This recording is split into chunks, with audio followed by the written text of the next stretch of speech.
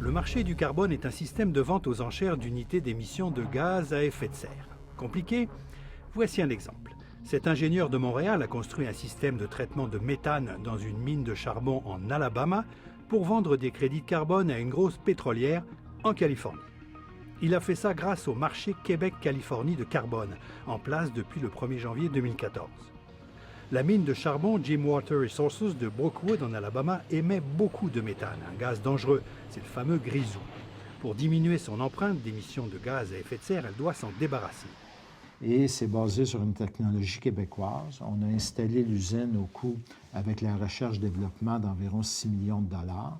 L'usine de la compagnie Biothermica de Montréal détruit le méthane, ce qui lui donne des crédits de carbone qu'elle peut revendre à une autre compagnie, pétrolière par exemple, qui dépasse ses limites d'émissions et qui ne veut pas payer d'amende à l'État de Californie. La Californie s'est engagée à ramener ses émissions de CO2 au niveau de celles de 1990. Québec veut les baisser de 20% en dessous du niveau de 1990.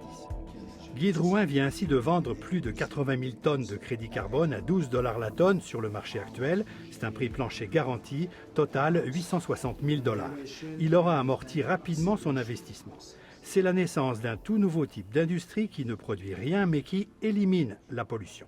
Il y a un marché régional fort maintenant. Il faut saluer, on pourrait dire, l'avant-gardisme du Québec, d'avoir créé une telle bourse avec la Californie parce que ça permet à une compagnie comme Biothermica d'investir de l'argent, de prendre des risques, de créer de l'emploi, en même temps de vendre des crédits en Californie et de repatrier cet argent-là au Québec. Donc tout le monde est gagnant.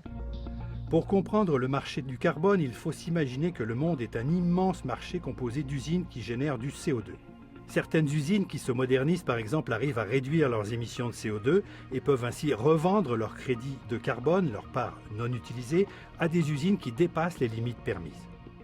Les crédits de carbone obtenus par des compagnies comme Biothermica seront revendus à des pollueurs lors de ventes aux enchères strictement supervisées par la Western Climate Initiative. Et il faut comprendre également que les deux marchés sont liés maintenant, depuis 2014, par un accord à travers ce qu'on appelle la Western Climate Initiative, qui permet autant à un groupe de grands émetteurs québécois d'acheter des crédits en Californie, tout comme ça permet à un groupe de grands émetteurs américains d'acheter des crédits réalisés au Québec ou ailleurs au Canada. Alors, c'est un marché commun, dans le fond. Un marché commun qui devrait être appelé à s'étendre, même au-delà de l'Amérique du Nord. Jean-Michel Leprince, Radio-Canada, Montréal.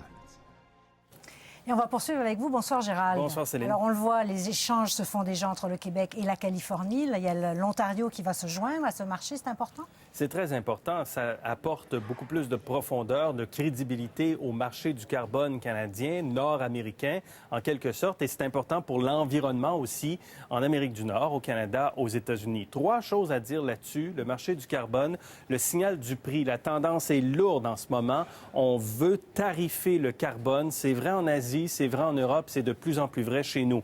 Deuxièmement, le marché permet une réduction graduelle des émissions de gaz à effet de serre. On ne peut pas arrêter d'un coup sec des industries, des entreprises de fonctionner, surtout parmi les grands émetteurs. Le marché permet de réduire graduellement. Et troisièmement, la question du plafond. Le plafond qu'on met et qui va baisser d'année en année sur les émissions de gaz à effet de serre par industrie, ça fait une pression financière sur les grands émetteurs pour les encourager à émettre moins de gaz à effet de serre ou à s'intéresser à des technologies vertes. Et ça vient stimuler la recherche, le développement pour les entreprises qui ont des solutions technologiques vertes.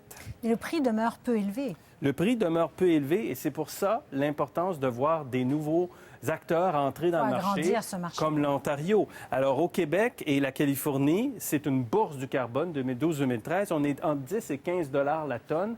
Il va falloir que ça monte un peu, la tonne de CO2. L'Alberta a misé sur des échanges de crédits, mais sur un petit nombre d'entreprises. Et la Colombie-Britannique mise plutôt sur une taxe carbone fixe de 30 $ la tonne.